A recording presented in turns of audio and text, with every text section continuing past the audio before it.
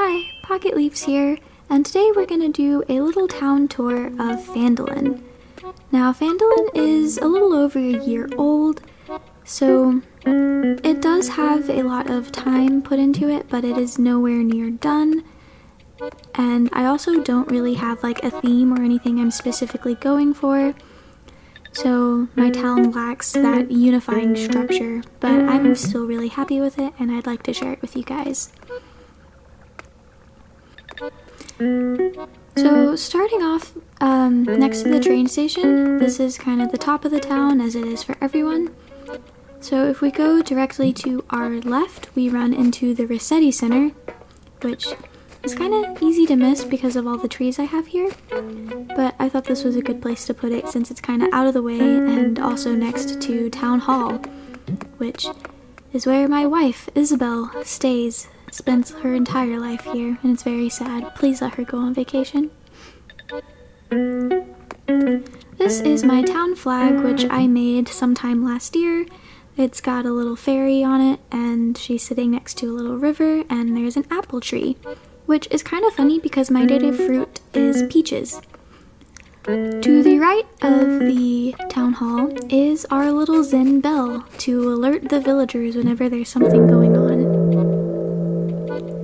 And separating the Zen bell and the town hall and everything from the rest of the town is a little line of pine trees, and if you keep going down, you'll get to our bus stop.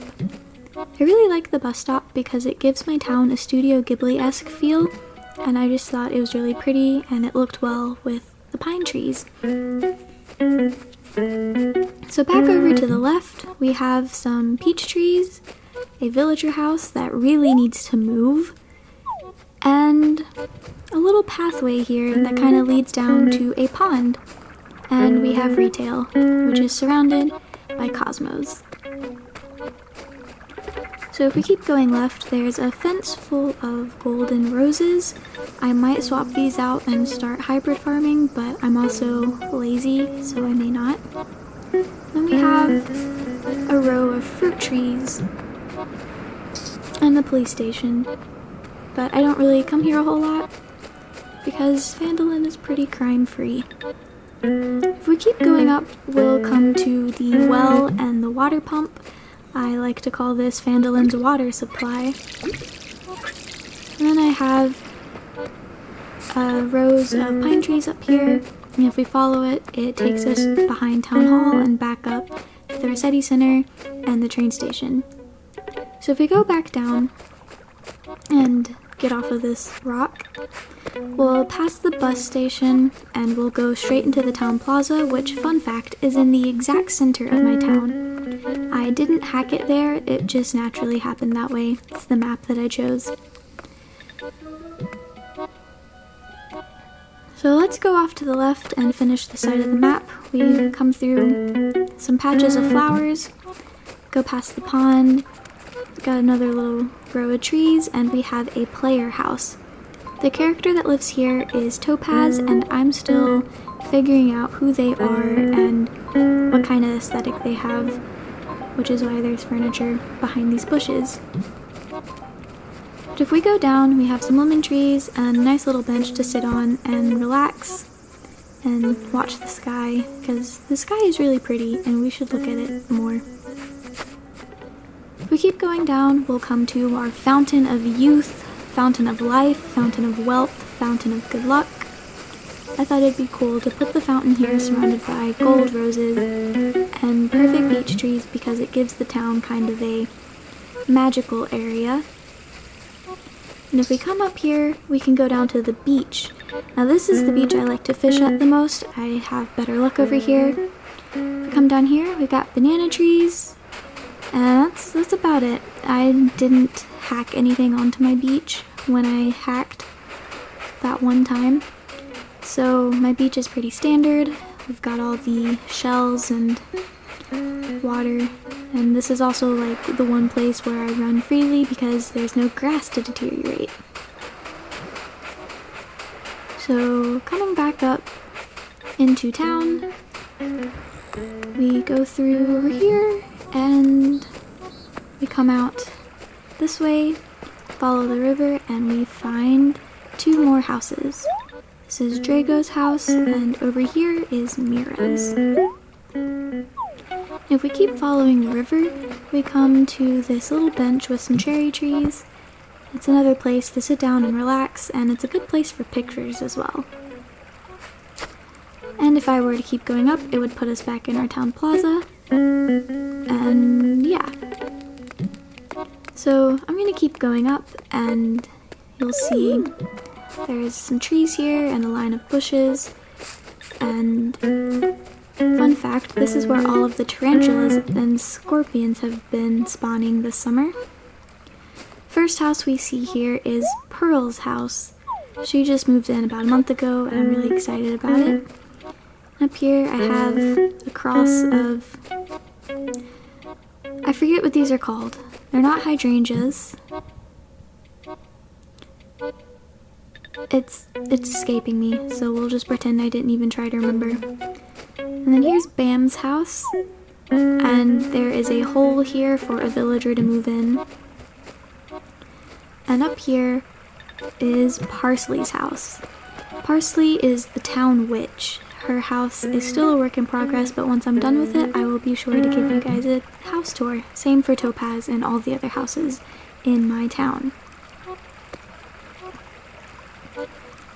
And if I keep going this way, there's some more tulips, another water pump, and a little apple orchard.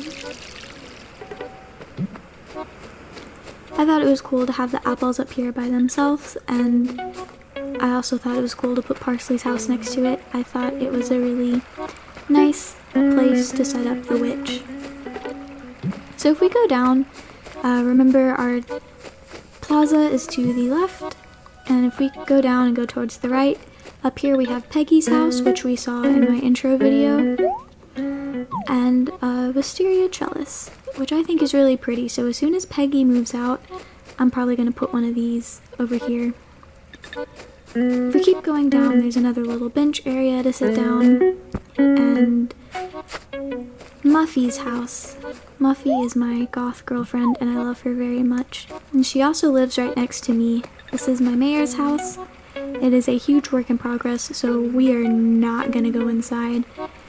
But I have some perfect peach trees at the front, normal peach trees in the back, and a row of pine trees just to make it feel cozy. And it's also surrounded by blue roses because blue is my favorite color.